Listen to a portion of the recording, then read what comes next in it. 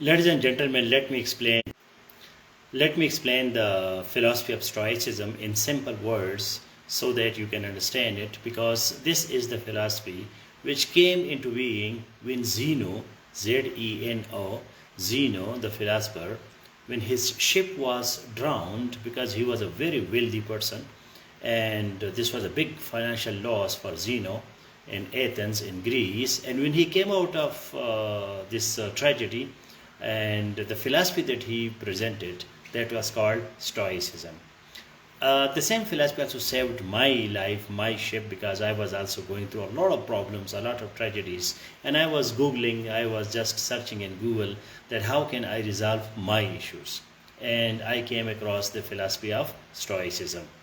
The word stoic means the person who is emotionless or emotionally strong. For example, that person is unmoved. Whatever happens and there is no response, there is no reaction. You might have seen some people that they are so reactive.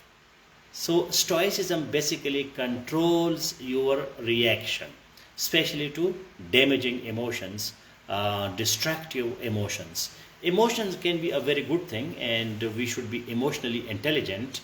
And when you are emotional about something, so we are more energetic, we are more dynamic, we are more active when we are emotional. When we are not emotional, so we are like dead, like slow. But there is a difference between cold and cool.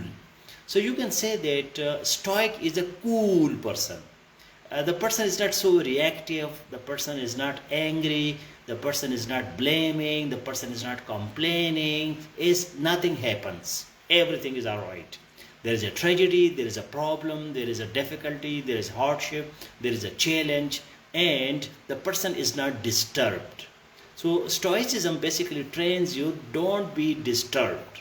That is the basic philosophy, the basic approach. In simple words, don't let others or don't let the outside environment or the circumstances to disturb your inside. You should be strong, you should be stable, you should face the challenge instead of disturbance.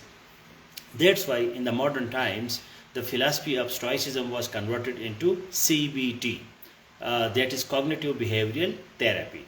That your cognition, your thoughts, your behavior, and how you can control it, how you can change it.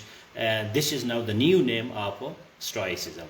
So whatever you are thinking and whatever you are behaving, if you this is under your control, then you are a Stoic. And if you have no control on yourself, then you are not Stoic. Self-control is one of the four important virtues which are recommended by Stoicism. If you have self-control, you are a Stoic. This is the first step. Number two, you should self-control doesn't mean that you do nothing and you become dead and you have no emotions, you have no sentiments, and you have no feelings, and you have no ambition, and you have no career, and you have no aspiration, you have no ambition. No. Stoicism doesn't tell you. Self-control, yes, but self-control should not make you dead.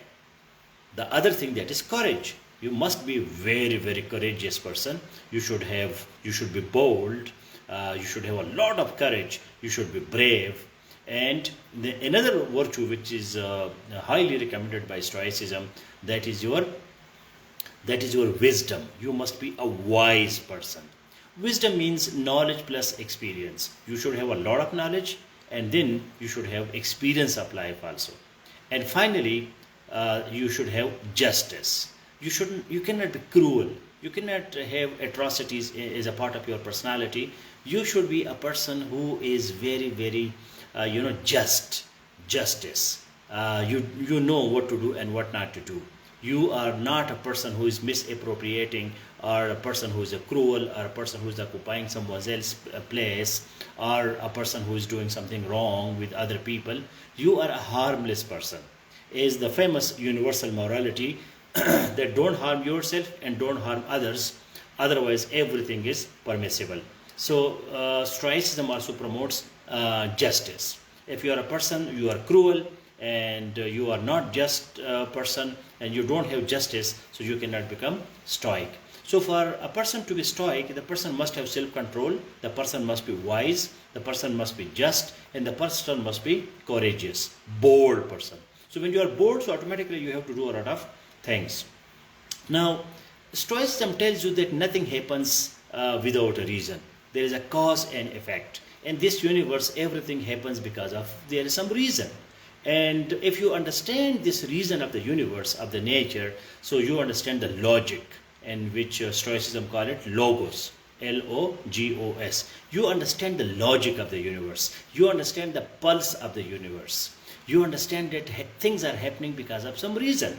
You might have done something wrong, that's why you are now facing wrong consequences. So understand this thing, absorb it, cool, enjoy it, chill out, don't become reactive, don't become angry, because nothing happens because of some reason. And when you understand the reason, so you are a stoic, because now you are a wise person.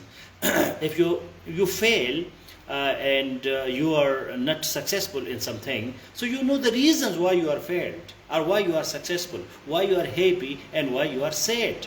So it makes you a kind of person who is not impetuous, a person who is not emotional in a way that you are like all the time you are emotional, you are sentimental, and you don't understand the reasons of doing things.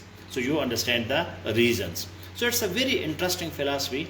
I would like to request you that please explore, Google Stoicism. I have a lot of other lectures also in this group on Stoicism, and this Stoicism will change your life as it has changed my life. I am not cold, but I am cool. I am not emotional-less, but I am emotionally intelligent. I know when to be emotional and when not to be emotional. So this is Stoicism. So I hope you got the basic idea, and you should explore it more and you will enjoy it. All the best. Have a great day.